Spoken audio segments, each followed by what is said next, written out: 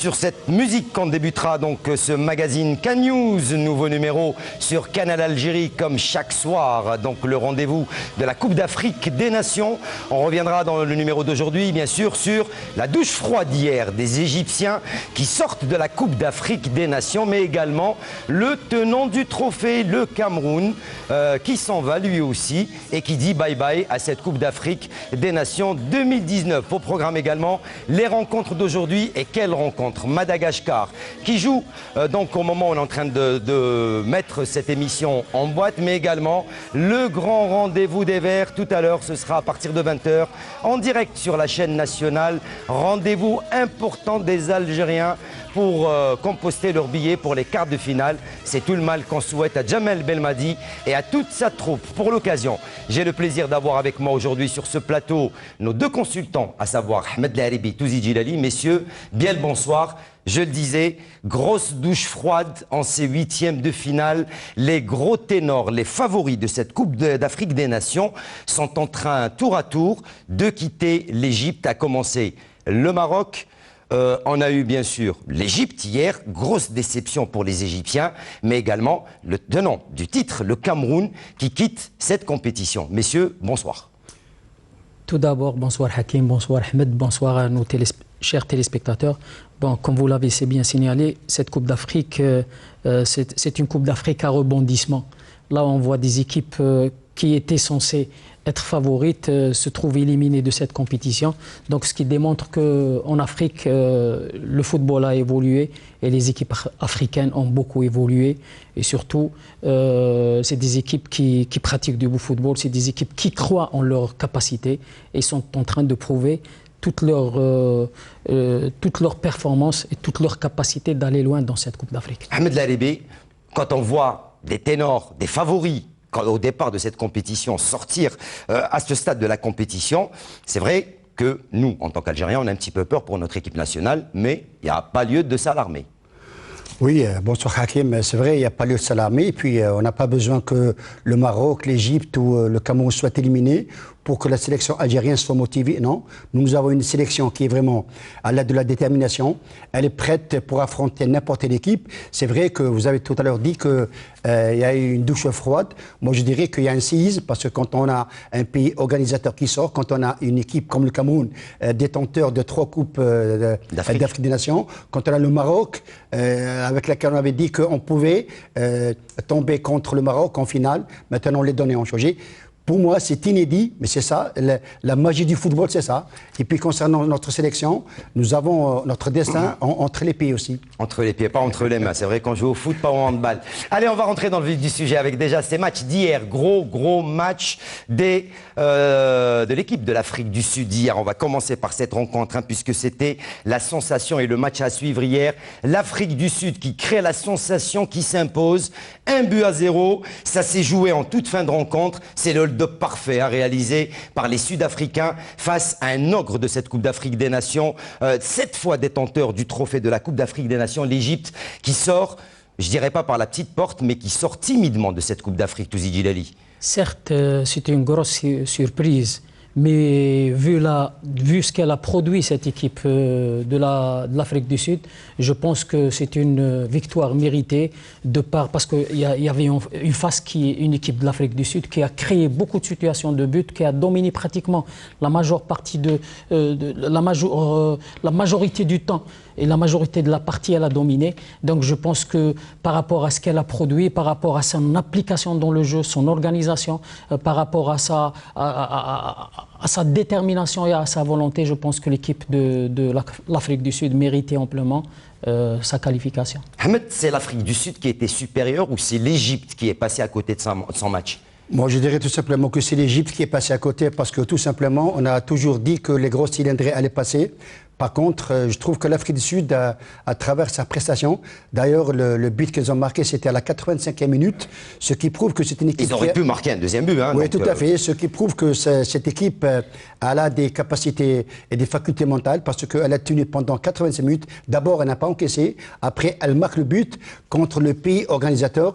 Les gens parlent de surprise. moi je dirais que tout simplement, les gens qui ont créé cette surprise, ils sont meilleurs que les autres. Eh oui, hein, donc grosse sensation et grosse déception pour les amoureux des pharaons qui quittent donc cette Coupe d'Afrique des Nations dans la finale se jouera sans le pays organisateur. Autre match fou, messieurs, c'était à 17h, le Nigeria qui affrontait le Cameroun. Et quel match, 5 buts au total ont été inscrits, 3-2 pour le Nigeria face au détenteur du trophée, le Cameroun, qui lui aussi quitte la compétition. Touzi. Oui, je pense que c'était un match ouvert et équilibré entre les deux équipes. C'était aussi un match à rebondissement. Je pense que l'équipe du Nigeria était plus volontaire, plus réaliste et plus efficace et plus performante par rapport à cette équipe du Cameroun.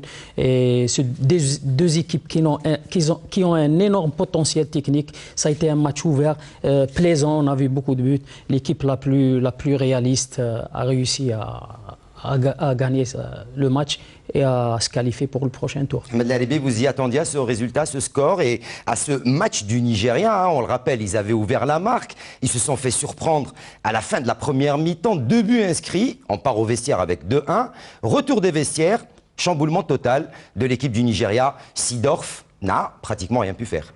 Oui, chamboulement total. Et puis ce qu'il faut retenir, c'est que d'abord le Cameroun a chippé, si vous voulez, 3 Coupes d'Afrique des Nations au Nigeria.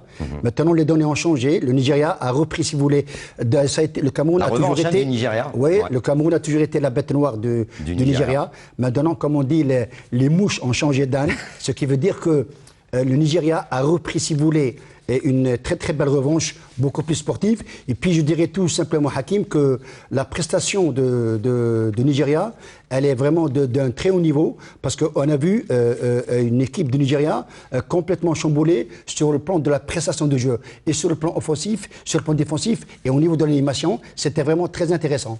Allez, on va aller voir, oui, Touzi. Juste un point concernant cette équipe du Nigeria. Peut-être elle a été plus déterminante dans la gestion du match, que ce soit les temps forts ou les temps faibles du match. C'est ça qui a fait la différence. Allez, on va voir les synthés, les résultats donc d'hier avec donc ces 2 matchs qui se sont disputés hier, 8e de finale entre le Nigeria qui s'impose 3-2 face au Cameroun et l'Égypte qui a été battue par l'Afrique du Sud 1-0. Le Nigeria et l'Afrique du Sud qui rejoignent donc les 2 autres équipes, le Sénégal, mais également, voilà, je commence à m'emmêler un petit peu les pinceaux. Le Sénégal contre le Bénin. Contre le Bénin, et qui retrouve le Sénégal, le Bénin, donc en quart de finale également. Déjà, on connaît les 4 premières équipes qui animeront les quarts de finale, le 11, et le 10 et le 11 prochain. Et ça va être aussi, Hakim, à travers ces affiches. Ça va être des affiches beaucoup plus alléchantes, parce que là, personne ne peut dire qui est-ce qui va passer. Parce que le Bénin, tout le monde a dit que c'était une surprise. Non, ce n'est pas une surprise. Quand on voit le Bénin jouer, on peut se dire quelque part que c'est des gens qui sont préparés, parce qu'ils arrivent à gérer, comme a dit tout à l'heure Djilali, les moments forts et les moments faibles. C'est ça la force d'une équipe. Comment est-ce que vous voyez ce quart de finale déjà Sénégal-Bénin, donc le 10 juillet à 17h et à 20h Nigeria-Afrique du Sud? De toutes les façons, ce qui n'a été démontré déjà auparavant, aucune équipe ne part favorite. Donc ça sera indécis lors de ces 2 matchs. Et je pense que l'équipe qui saura garder son sang-froid, l'équipe qui aura du caractère, de l'engagement, je pense que c'est l'équipe qui pourra passer. Allez, on va voir également le programme d'aujourd'hui, puisqu'il y a 2 matchs aujourd'hui à 17h. Madagascar qui affronte la République démocratique du Congo. Et puis à 20h, Algérie face à la Guinée. À votre avis, Madagascar, qui est une des surprises de cette Coupe d'Afrique des Nations, qui sort en tête de son groupe et qui joue face au RDC, qui lui a été pratiquement repêché puisqu'il était 3e de son groupe. Est-ce que vous pensez que Madagascar peut créer encore une sensation et aller en quart de finale? Oui, c'est un match entre 2 équipes qui ont largement la possibilité de passer l'une comme l'autre. Mais je dirais tout simplement que par rapport aux Malgaches, cette équipe de la République démocratique du Congo, si vous voulez, c'est une équipe qui a un impact physique dans le jeu. C'est une équipe qui est d'abord imprévisible de par son jeu. Et puis en face, nous avons une équipe malgache vraiment qui a démontré de très belles choses. Touzi. Je pense que c'est 2 équipes, 2 styles différents. un style, le Madagascar, une équipe très technique qui joue à une touche de balle, passe courte en déviation, et une équipe qui joue un football anglo-saxon, qui joue un football direct. Un football direct. Mais je pense que l'expérience de ces matchs est un petit peu du côté de la RDC, qu'ils ont l'habitude de participer à pas mal de Coupes d'Afrique. Et par rapport à ce novice qui est le Madagascar, je pense que l'expérience va faire la différence. Eh ben, le résultat, vous l'aurez un petit peu plus tard de cette rencontre entre Madagascar et la République démocratique du Congo. On arrive à la partie consacrée au Fennec, au Vert, qui joue gros ce soir face à la Guinée. Ce sera bien sûr juste après le jingle. Allez les Verts.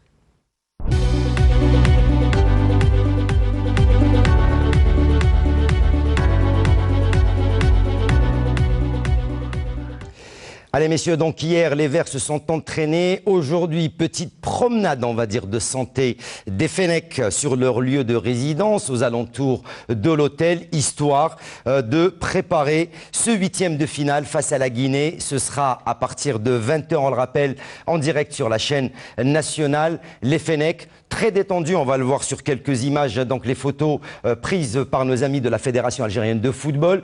Très détendus, très sereins avant d'affronter la Guinée. On le sait qu'il y a eu des surprises, il va falloir être très vigilant, mais bien sûr il va falloir rester concentré sur son match. Djamel Belmadi l'a dit, c'est pas le fait qu'il y ait des grandes nations qui sortent que je vais avoir peur. Je joue comme j'ai l'habitude de jouer et je veux aller le plus loin possible dans cette compétition. Certes, pardon, Ahmed, certes, il faut évacuer cette pression qui est sur les épaules des joueurs. Donc un match reste un match, quoique un match ne ressemble jamais à un autre. Certes, il y a une élimination de gros cylindrés, mais ça veut pas dire que l'Algérie est menacée. Au contraire, il faut garder son sang-froid, il faut garder cette dynamique de victoire. Et certes, la Guinée, c'est une équipe qui a peut-être l'expérience africaine aussi, mais je pense que, et elle va aussi sans calcul, parce qu'ils n'ont plus rien à perdre, ils sont passés au deuxième tour. Ils ont aussi un entraîneur qui connaît le football africain, qui connaît le football algérien, mais je pense aussi on a des atouts à faire valoir, et l'entraîneur national a son idée sur l'adversaire. Aussi, si on va avec la même détermination, le même caractère, la même rigueur dans le jeu, la même organisation, je pense qu'on n'aura pas de problème pour passer, mais il faut quand même prendre cette équipe au sérieux. Ahmed ? Oui, moi je dirais tout simplement que cette équipe d'Algérie, d'après les 3 matchs joués, c'est une équipe que de match en match, elle a pris, si vous voulez, elle a pris de la grandeur, les joueurs ont pris de la dimension. La confiance aussi. Oui, de la confiance. Vous savez, la confiance, quand on voit les déclarations de Belmadi, il a dit que j'avais déjà entamé une préparation psychologique, ça fait 3 ou 4 mois. Ça prouve que c'est un sélectionneur qui connaît bien son boulot. Et puis pour ce match d'aujourd'hui, Hakim, ce qu'il faut retenir, c'est qu'en face, c'est une équipe de la Guinée qui va essayer de nous faire douter, de nous poser des problèmes. À nous d'entamer le match. Nous avons toutes les possibilités, nous avons tous les moyens pour passer ce tour. Et puis attention sur le terrain, ça va être une grosse bataille. Oui, une grosse bataille. Moi, je pense que d'après les prestations des 3 matchs de la sélection algérienne, on n'a pas de quoi s'inquiéter. Nous avons les possibilités de passer, mais attention, ça va se passer sur le terrain. Allez, pour vous mettre en bouche et bien sûr pour vous préparer à cette rencontre entre l'Algérie et la Guinée, match, on vous le rappelle, qui débutera à partir de 20h sur la chaîne nationale en direct, donc sur la chaîne nationale. Préparation et préparatoire de l'équipe nationale pour cette confrontation face à la Guinée dans ce sujet signé Mokhtar Hamani. Après un sans faute au premier tour avec 3 victoires en autant de matchs, sans encaisser de but, les Verts s'apprêtent à vivre un 8e de finale intense et indécis en affrontant la coriace formation guinéenne. Et même si les indices sont au vert pour Belmadi et sa troupe, la vigilance est de mise dans ce match à élimination directe. La préparation, d'un point de vue psychologique, a été faite, mentale, a été faite depuis pas mal de temps maintenant. Les joueurs ont envie de continuer dans cette compétition et ont envie d'aller le plus loin possible. Et pour rester sur cette lancée positive, joueurs et entraîneurs sont conscients de la tâche qui les attend. On en a conscience, les joueurs en ont conscience aussi. Et on fera en sorte d'être prêts pour cette première petite finale. L'adversaire guinéen, qui a terminé la première phase seconde du 4e groupe avec 4 points, jouera avec le même sentiment de gagneur. Nous, on est en train de construire une équipe, mais je pense jusqu'à présent, on a fait de belles prestations aussi. Maintenant, c'est juste croire et donner jusqu'au bout pour affronter l'Algérie. Mais je ne pense pas qu'on peut comparer un classement FIFA avec la réalité d'actuellement. Une victoire pour les Verts ce soir serait la bienvenue, surtout pour un public qui rêve du titre africain. Et oui, un deuxième titre africain pour les Verts, c'est tout le mal qu'on souhaite à Jamel Belmadi et à sa troupe. Allez messieurs, très rapidement, à votre avis, on va le voir dans quelques instants et le papier est sous vos yeux. L'équipe probable avec laquelle jouera ce soir Jamel Belmadi face à la Guinée. Alors, je vous ai proposé Raïs Mboulhi, Belamri Jamel, Aïssa Mandi, Ben Sabiani, Youssef Attal, Adlen Gadioura, Sofiane Farouli, Ben Nasser, Riyad Mahrez, Youssef Bellaili et Bounedjah en pointe. Messieurs, votre avis, est-ce que vous pensez que Jamel Belmadi va reconduire, comme on dit souvent, on ne change pas une équipe qui gagne? Certes, surtout cette équipe qui a affronté le Kenya et le Sénégal, c'est la même équipe. Donc il y a ce lien, cette homogénéité et cette cohérence entre les joueurs. Il ne faut pas oublier aussi que notre équipe nationale a beaucoup progressé sur le plan technico-tactique. Donc ces joueurs ont assimilé la méthode de travail de l'entraîneur Jamel Belmadi, surtout sur deux aspects très importants. C'est la reconversion en perte du ballon. C'est maintenant tous les joueurs qui défendent, tous les joueurs qui attaquent en même temps et surtout la reconversion défense-attaque ou bien c'est le contraire. Il y a aussi cette notion de flexibilité et de changement de système au courant du match. Donc cette équipe a beaucoup progressé sur cet aspect-là. C'est pour ça que je pense qu'il ne va pas changer l'équipe. Ahmed? Oui, connaissant d'abord le mode de fonctionnement de Belmadi, je dirais tout simplement que c'est un gars qui connaît bien son métier. Et puis moi, je suis convaincu, je suis persuadé qu'il va d'abord s'appuyer sur l'équipe qui a joué d'abord contre le Kenya, ensuite contre le Sénégal. Parce que vous savez, Hakim, dans le football, et puis Djilali, on sait quelque chose, quand vous tenez votre 11, ça prouve que vous avez votre potion magique. Et là, je ne pense pas qu'il va changer, sauf, je dirais, peut-être qu'il va... Il l'a fait face à la Tanzanie. Oui, tout à fait. Il a complètement changé son équipe face à la Tanzanie. C'était explicable. Il a osé. Oui, parce qu'on était déjà qualifié pour les huitièmes de finale. Il fallait donner la chance aux gens qui n'ont pas joué. Vous savez, actuellement, pourquoi on dit que la sélection algérienne, elle est dans de bonnes conditions? Parce que le groupe vit très bien dans son ensemble. Et puis, vous savez, quand vous êtes ensemble depuis le 3 juin, c'est pas facile.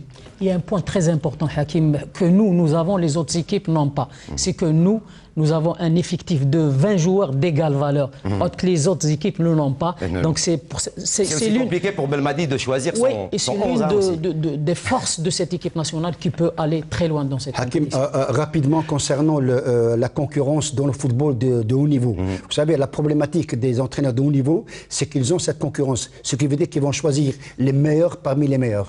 Allez messieurs, Belmadi et les 11, plutôt les Verts, ne seront pas seuls ce soir face à cette équipe de la Guinée. Depuis l'entame de cette compétition, de nombreux supporters algériens se sont déplacés. Ils sont venus des 4 coins du pays pour aller soutenir les Verts au Caire. Ils sont nombreux, ils se sont fait entendre au niveau du stade. Ils se sont également fait remarquer par leurs prestations, nettoyant le stade, aidant les gens. Mais il y a aussi cette mascotte qui a suivi l'équipe nationale et qui suit l'équipe nationale depuis l'entame de cette compétition. On va écouter tout à l'heure donc Yazid, il se prénomme Yazid, la personne qui a dépensé énormément d'argent pour construire cette mascotte, la mascotte, le petit Fennec qui suit les Verts partout. Il a déboursé énormément d'argent, il a fait le déplacement de Paris, il s'est sacrifié pour venir soutenir les Verts. C'est quelqu'un, il faut vraiment le faire, donc dépenser autant d'argent pour l'équipe nationale. Oui, Hakim, il faut vraiment le faire. Et puis quand on aime, on dépense, il n'y a pas de souci. Et puis là, c'est vrai que les supporters de la sélection n'ont jamais été aussi confiants que cette fois-ci. Allez, on va entendre Yazid et quelques supporters qui sont au Caire pour suivre l'équipe nationale nous parler de leur soutien au Vert, un soutien indéfectible pour la sélection algérienne. On écoute Yazid et les supporters algériens qui sont en Égypte. J'ai fait fabriquer ça à Paris par des professionnels. Les mêmes professionnels qui ont fait la mascotte du PSG, qui ont travaillé pour plusieurs clubs en Angleterre et en France. Ça m'a coûté 8 000 €. Je vais essayer de suivre tous les matchs avec l'équipe nationale. Les supporters, ils sont gentils avec moi. Ils me protègent beaucoup. Parce qu'ils savent que ça fait très chaud. J'ai très chaud là-dedans. Et en plus, je suis un petit peu asthmatique. Et je suis sûr qu'ils vont aller loin. Je suis sûr. C'est pas un hasard si je suis là.